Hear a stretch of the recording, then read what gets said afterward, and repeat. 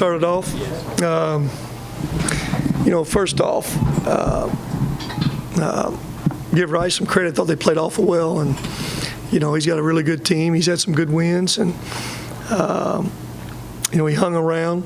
I think the biggest adjustment that they made was something we hadn't gone against yet, and that was zone. It's the first time this bunch has seen zone. We jumped off the big lead early against man. They're really not a zone team, but I think they figured it out that they wanted to play some man or zone just to change that tempo, and it changed flow of that game a bunch both halves. First half more so than the second half. I thought the second half we were more efficient.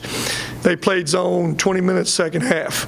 They may have went man one trip, I don't remember it. And we were able to do two things different in the second half. We shot one free throw the first half. Second half we shoot 14 and make all 14 of them. So that's one thing we did different. The second thing we did, we were able to score 39 points the second half against the zone. But it's very obvious that was new for us, and Carson on the inside of the zone, on that block, all those things was new. He had it several times that probably didn't finish some plays that, he'll finish. But it's very obvious that's one thing we have to work against. So it was good preparation. It's good that we were able to play against the zone and still find a way to get the W while we were learning. Questions? You mentioned just playing good teams while you're learning and adjusting these things. Now to be up 2-0 in the conference now, just how much does that help now? You hit the road now and you're starting to hit some better teams.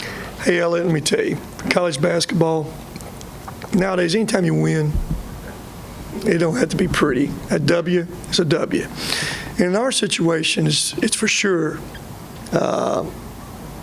pretty, because we're trying to play and learn new schemes, new personnel, and all that. And I can tell you, it's going to be more of a challenge even on a Saturday night after a Thursday night game. We played, I looked at that thing, I think there's 4 guys played 35 minutes and plus tonight again. And it's more difficult to do it on the road than it is at home. But give our guys credit. They found a way the last 5 minutes and 40 seconds. They didn't score a basket. I think they scored that one basket at the end. Is that right? Yeah. One basket in the last few seconds. So that last 5 minutes, we found a way to, get some stops. We weren't as efficient as we need to be all offensively, but we'll find ways to keep getting better there. With the guys learning to play without Charles, how has Carson elevated this game? Well, it's very obvious he becomes a much more focal point of what you're trying to do. I don't care what you do. Against the zone, you got to be able to throw that thing to block something. You just got to be able to do it. And he is that biggest, strongest guy we have. The problem is, against the zone, he's going against a 5 guy in there most time on that block. Against a man, you can take a 5 guy away from the basket. You can't take him away from the basket in zone. So that's a little bit of adjustment. But we got to find ways, and we will, to get him more creases, get more angles, and everybody get more efficient against the zone. We have enough shooters that we can be efficient out there against. I believe that. Did you like to press again, going back to that at certain times? Well, we mix it up. But they were a little more prepared for it, and they blew it up that floor some. But here's what it does. They got into their offense about 18 seconds every time. Didn't run a lot of sets. They just run ball screens. So we don't have to guard a lot of sets. And their team's hard to defend again. Again, they put 5 shooters out there. When number 10 comes in, it's backup center. He probably played 30-plus minutes tonight, didn't he?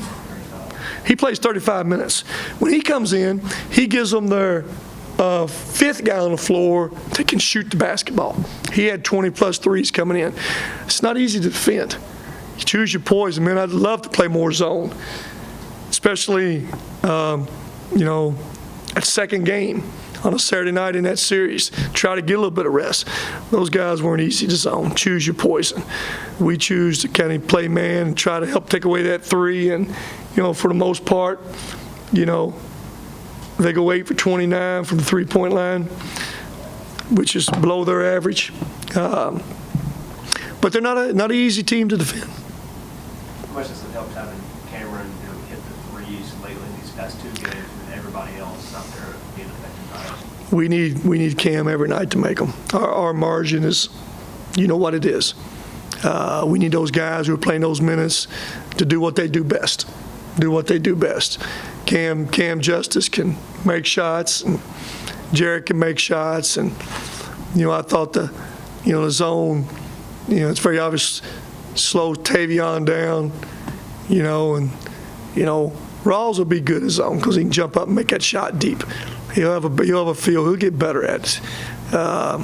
Just gotta you gotta get that ball on the inside the zone. You can't just shoot threes around the zone. You gotta be able to throw it there or drive it there some.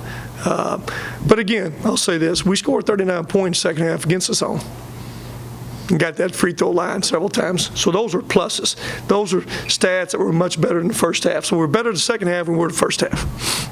Coach, what would you say? I know you said you lost a lot from Charles defensively, but what kind of does Josh do defensively to keep your team, some edge going up, especially in the backcourt? Josh, one of those guys that you all sit over at the ink pen and just waiting for him to make a highlight play. And he made one at the end again, Connie. You all might not put it on YouTube or may not made Sports Center, but that block that he had on 23 late in that game, his tendency and the way he plays so much, you don't want that guy getting to the rim. But in Josh's mind, it's almost let him go by me and I'll block his shot. Now, you don't like that. But he's the kind of guy that can go make plays defensively.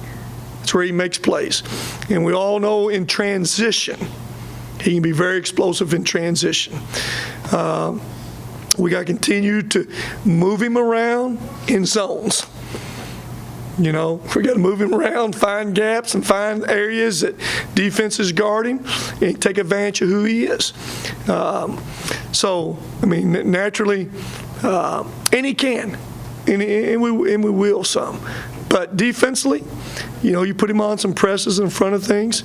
He gives you some energy, gives you some length. And I think it's good. It locks him in, too. It makes him work hard, and I like that about him. Again, he played, 38 minutes tonight? That's probably a first for him in it, Zach, on that second night, and that's not easy.